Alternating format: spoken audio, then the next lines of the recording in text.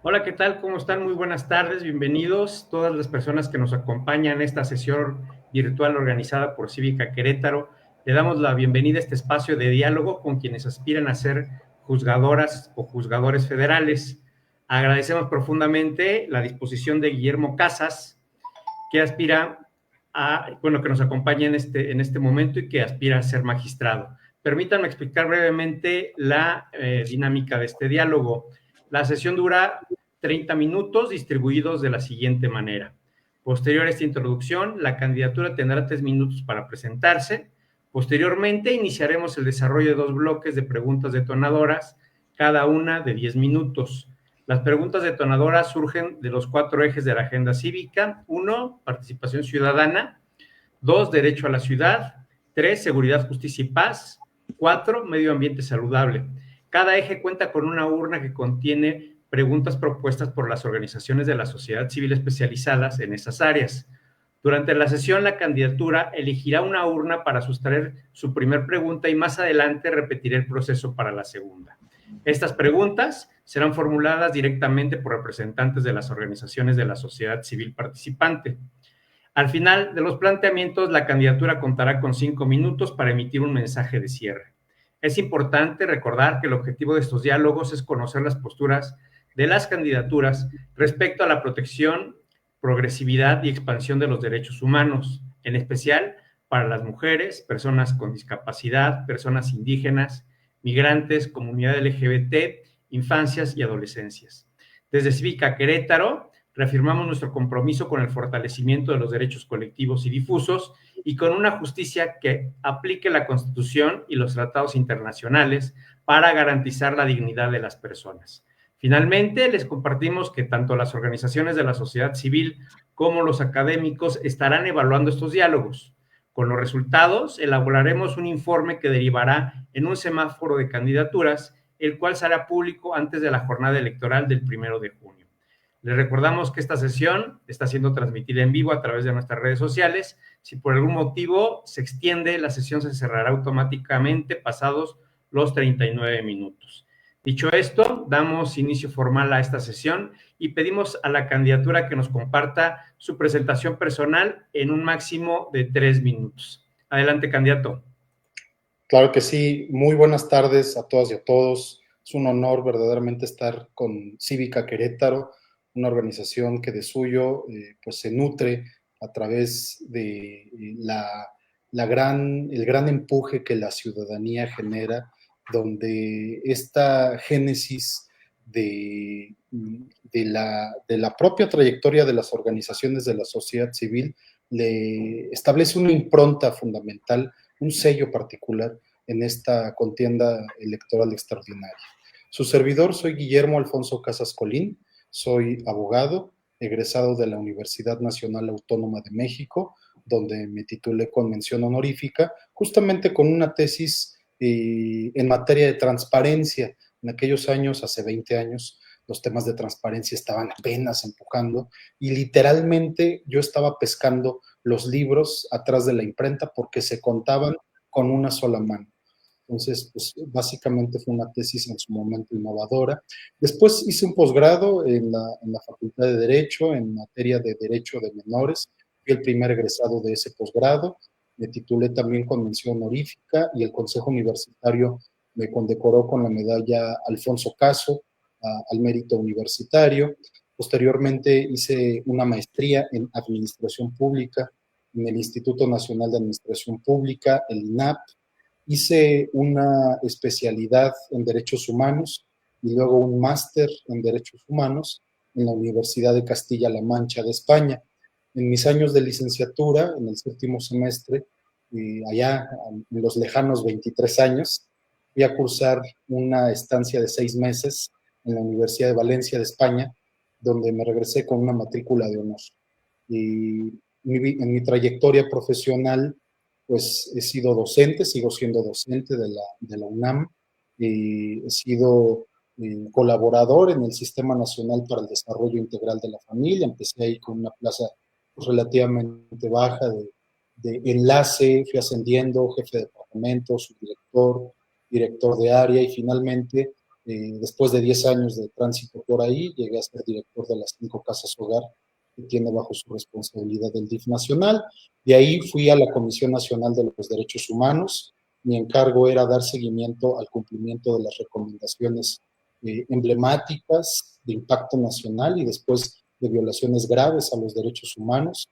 Como visitador adjunto logré un concurso de oposición. Sin embargo, pues logré ascender a director de investigación y esclarecimiento de hechos, donde investigué también violaciones graves a los derechos humanos. Y finalmente, mi última etapa en esa institución fue como director del programa de personas desaparecidas, donde se emitieron las 5 recomendaciones que hasta en ese momento histórico había emitido la Comisión Nacional de los Derechos Humanos. Actualmente soy litigante, consultor por mi cuenta propia, y como litigante, pues yo mismo percibo el entorno del mundo jurisdiccional desde otra óptica absolutamente distinta a quienes tienen una carrera judicial, porque me toca estar de este lado de la barandilla. Grosso modo, esa es mi presentación personal y continúo a sus órdenes. Muchas gracias, candidato. Comentarte que nos acompaña en esta sesión como representantes de organizaciones de la sociedad civil, Estefanía Biondi, representando a la coalición QM21 de movilidad, y Francisco Landa, de Agüita, Vida y Territorio, una organización ambientalista. Seguimos con la dinámica de las preguntas, si no tienes inconveniente. Son 4 ejes de la agenda cívica. ¿Con qué eje nos vamos primero para la pregunta inicial? Me gustaría, porque es un tema que me encanta, derecho a la ciudad, y después vemos el otro. De hecho, vamos con derecho a la ciudad.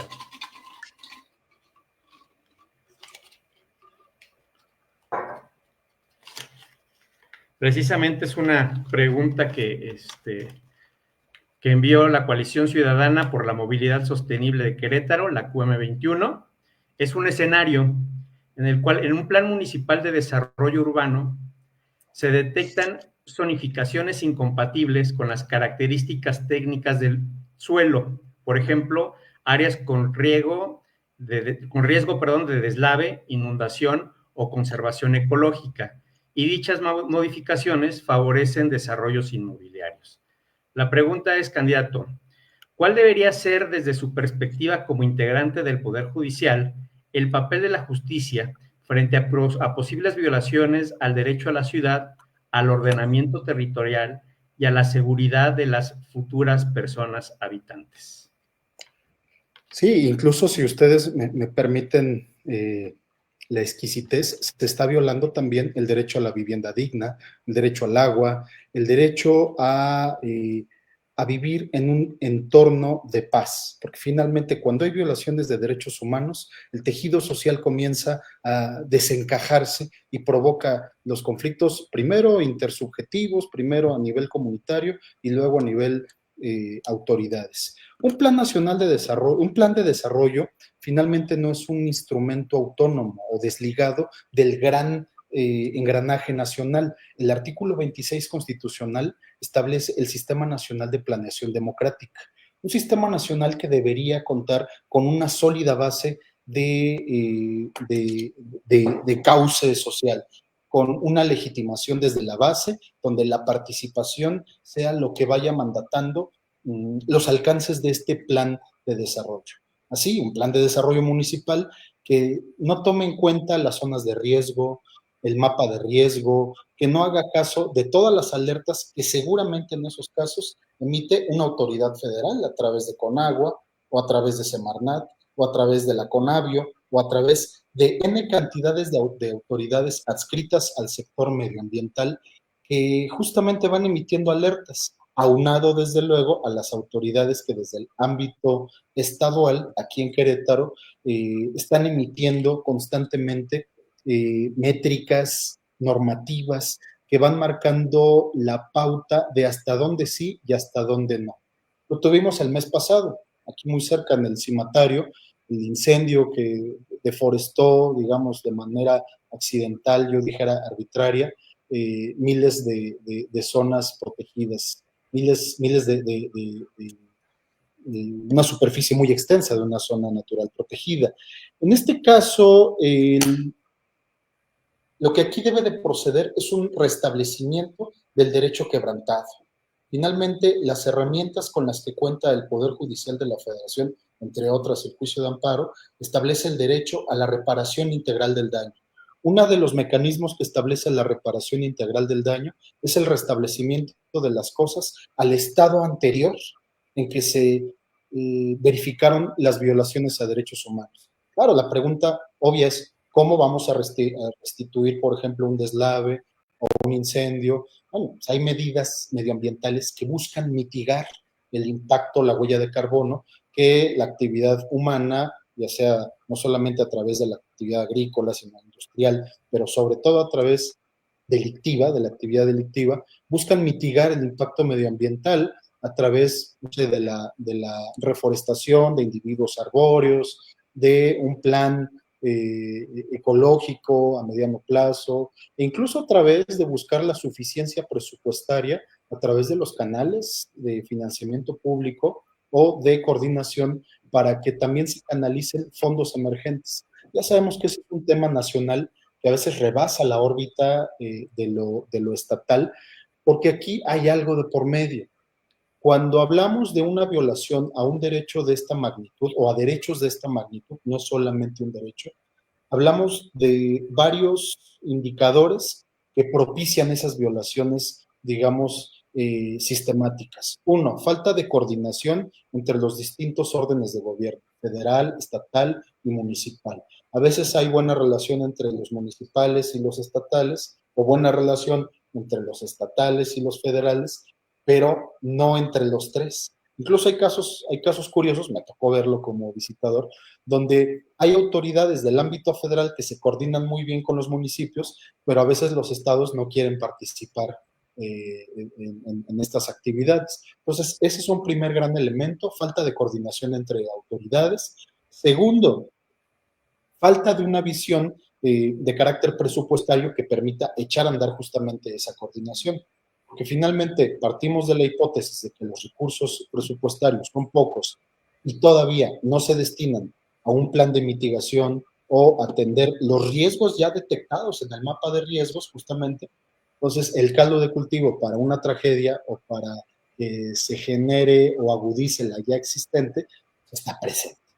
Y tres, medidas de no repetición que también pueden contemplarse desde el ámbito jurisdiccional para garantizar que esos sucesos no vuelvan a repetirse. Es decir, hablamos de dos grandes escudos protectores. Un escudo ex ante que te permita prevenir, que te permita mitigar, reducir un posible impacto. Y dos, una medida de no repetición donde, bueno, finalmente si ya se verificó el riesgo, si ya se actualizó esta violación de derechos humanos, ¿qué tendríamos que hacer para, una vez después de un análisis de contexto, porque eso es algo muy importante, hacer el análisis del contexto de todos los factores que decantaron esta violación de derechos humanos, para entonces establecer medidas de no repetición de carácter normativo, pero también en el ámbito del capital humano?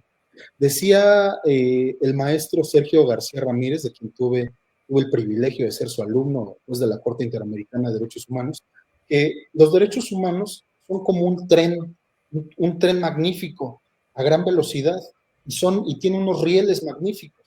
El problema está también en el operador de esa maquinaria, porque tú puedes tener excelentes normas, excelentes rieles, excelentes instituciones, un excelente ferrocarril con todos los indicadores y los botones y aquí los colores del foco, etcétera.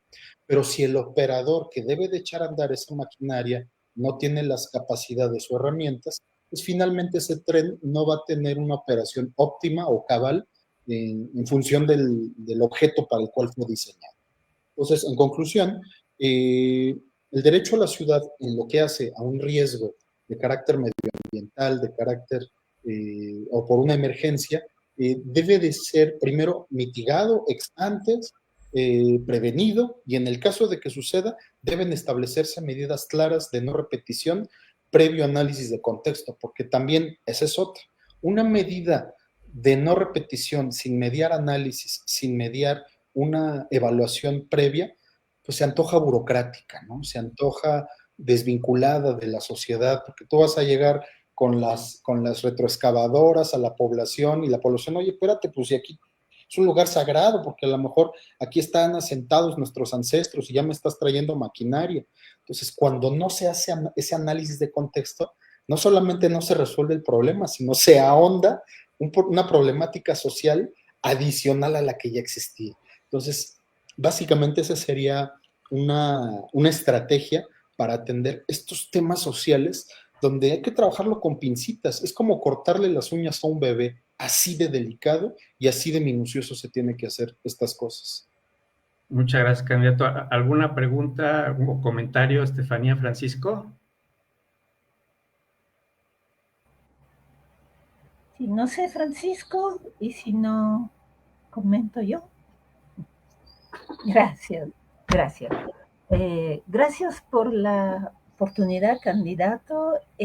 Bueno, quería reforzar un poco lo que comentaba, recordando que además del Sistema Nacional de Organización Democrática, tenemos una Ley General de Asentamientos Humanos, Ordenamiento del Territorio y Desarrollo Urbano, que también tiene toda una estructura muy clara, ¿no? Es un tren de altísima velocidad, usando la metáfora que estaba usando hace poco, que pero no tiene maquinista, porque cuando el gobierno del Estado tiene que adecuar las normas locales o el código urbano a esa ley, hay muchas fallas, ¿no? Entonces, mi pregunta es, ¿cómo se activan esos escudos que dice que tenemos, ¿no?, frente a estas fallas? ¿Quiénes tiene la responsabilidad de activarlos para finalmente defender los derechos ciudadanos? Me encanta la pregunta. Los derechos humanos tienen históricamente un papel que complementa a los que ya están en la Constitución y que históricamente han estado ahí desde la Constitución de 1857, con algunos añadidos. Actualmente, no solamente a partir de la reforma del 10 de junio, como muchos nos quieren hacer creer, no, esto ya viene desde 1945 con la Declaración Universal de los Derechos Humanos.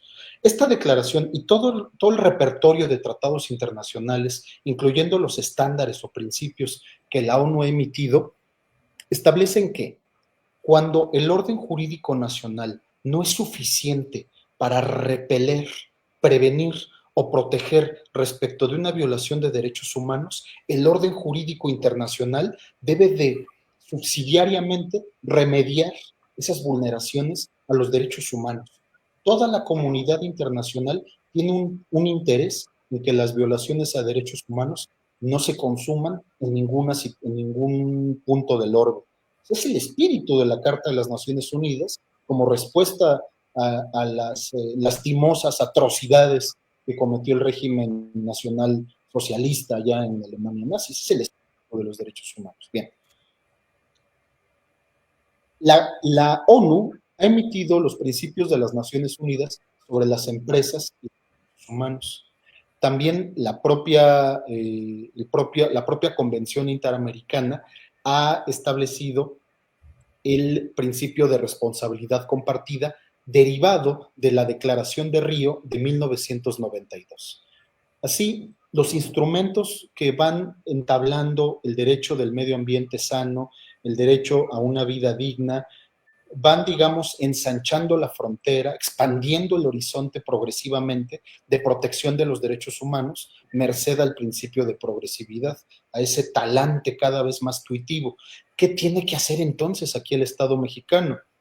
El juez de la Corte Interamericana de Derechos Humanos de nacionalidad brasileña nos decía que los derechos humanos, según su naturaleza, no solo obligan, como históricamente se ha hecho creer, al poder legislativo o al poder ejecutivo, obliga a todos y cada uno de los órganos que componen los estados que forman parte de esos tratados internacionales. Luego entonces, todos los órganos y en todos los niveles existe una obligación de respetar los derechos humanos, el poder ejecutivo, legislativo y judicial, el orden federal, estatal y municipal.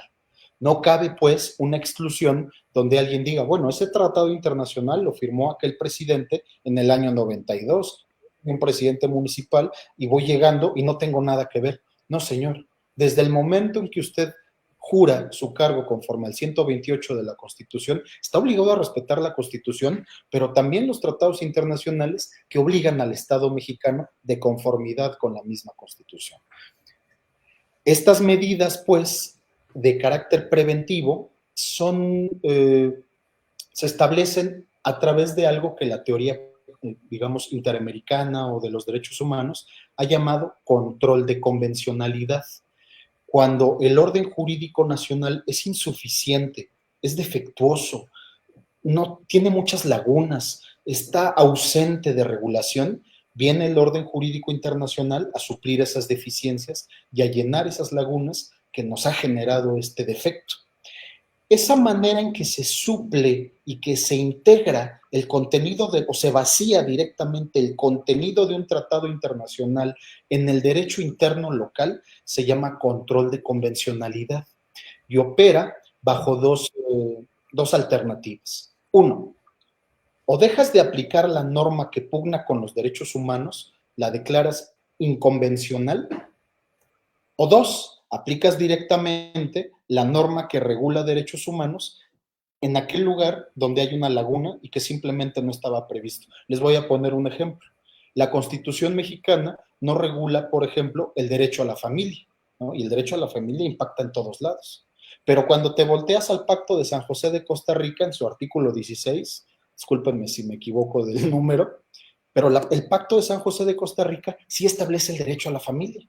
Entonces, esta manera en que se ejerce el control de convencionalidad, ya sea por la vía de impedir que una norma que te está generando afectación siga haciéndolo, o bien a través de darle cauce directo a una norma de aplicación directa de un tratado internacional en el orden jurídico nacional. Ese es un problema cultural, ¿eh? Es un problema no menor y es un problema de cambio de mentalidad. Yo todavía hace 20 años, bueno, un poquito menos, hace como 13 años, cuando yo invocaba, siempre he sido litigante también, cuando yo invocaba en mis juicios tratados internacionales y buscaba hablar con los magistrados, se burlaban de mí.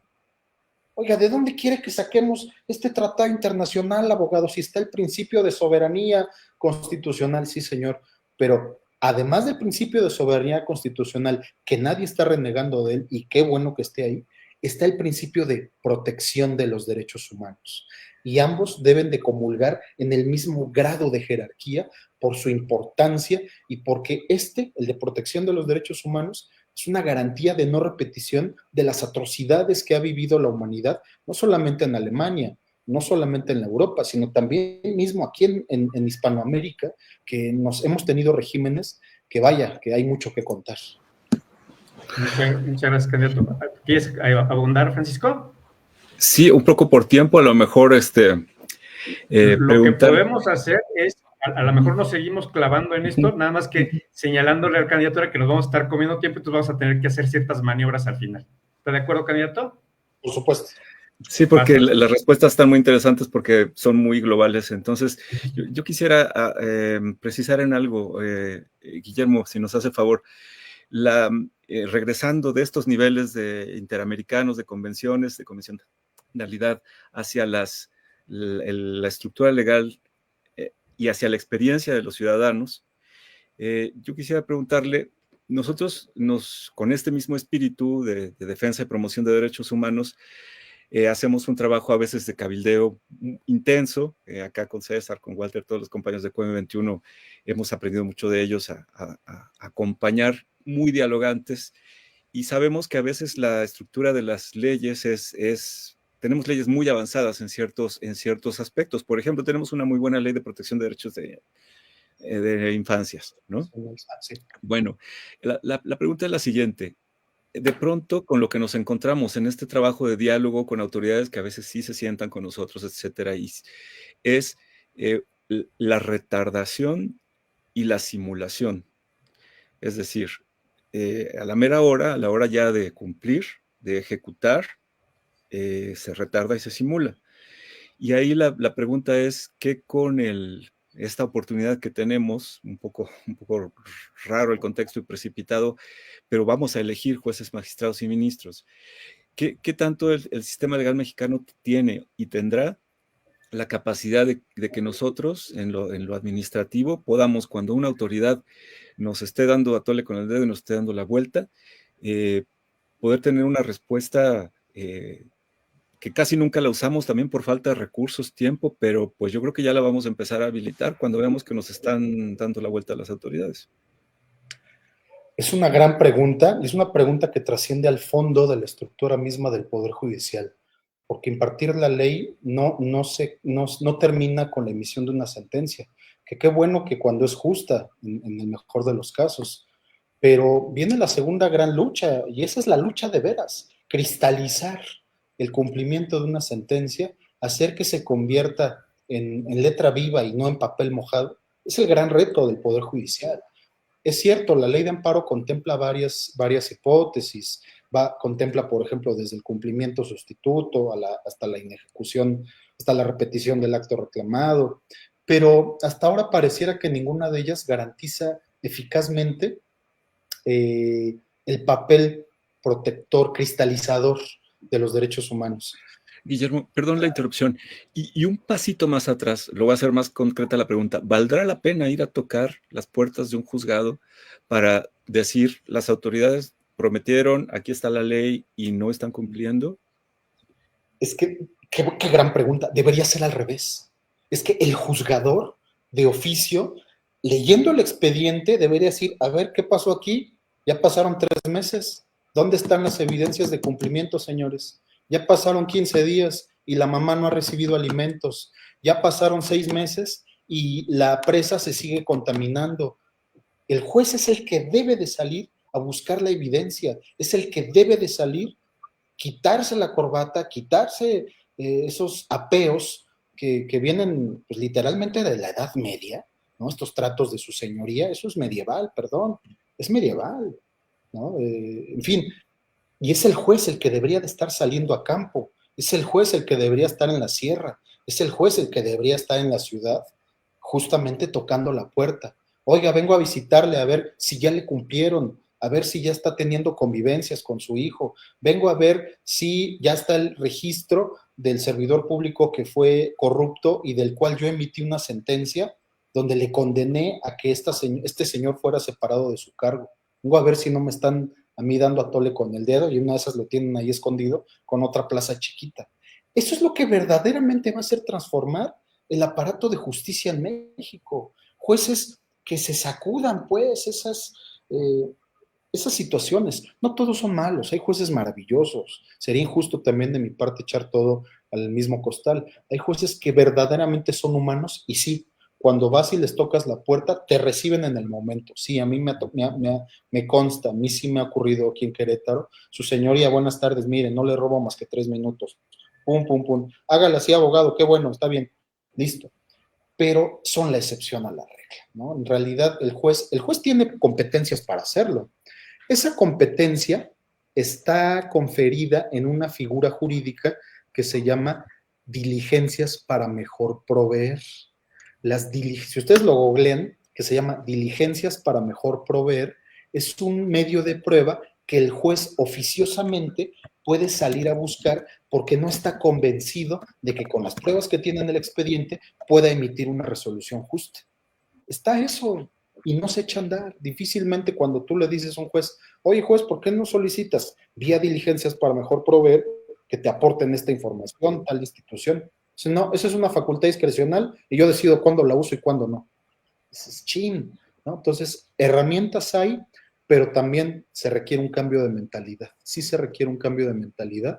Estoy convencidísimo de que de que esta reforma constitucional al Poder Judicial va a tener, por supuesto, sus claroscuros, pero más claros que oscuros, ¿no? Hay tanta presión social, ¿no? Hay tanto anhelo, hay tanta gente que está convencida que sí, no podemos descartar que vaya a haber uno que otro que se desvíe de lo correcto, del buen camino, y lo digo de veras en el sentido ético, deontológico de la expresión, pero con o sin reforma o con o sin escuela judicial, ha habido y va a existir, es con natural a la existencia humana. Ahora lo que hay que hacer es cómo lo prevenimos, ¿no? Ese es el punto. Muchas gracias, candidato. Pues ya nos comimos el tiempo. En 2 minutitos, si es tan amable, su último mensaje y pues su llamado al voto, por favor. Pues ha sido un placer estar con ustedes. Quiero que reflexionen su voto. Ignacio L. Vallarta, un jurista del siglo XIX, decía que nadie está obligado a lo imposible, nadie está obligado a ser virtuoso, porque en aquellos años se debatía sobre si el voto debía ser obligatorio o no para los mexicanos cuando se discutía la Constitución del 57. Ignacio L. Vallarta fue de los que dijo no los podemos obligar, no hay un poder punitivo del Estado que les pueda exigir a los ciudadanos salir a votar, porque votar es una virtud.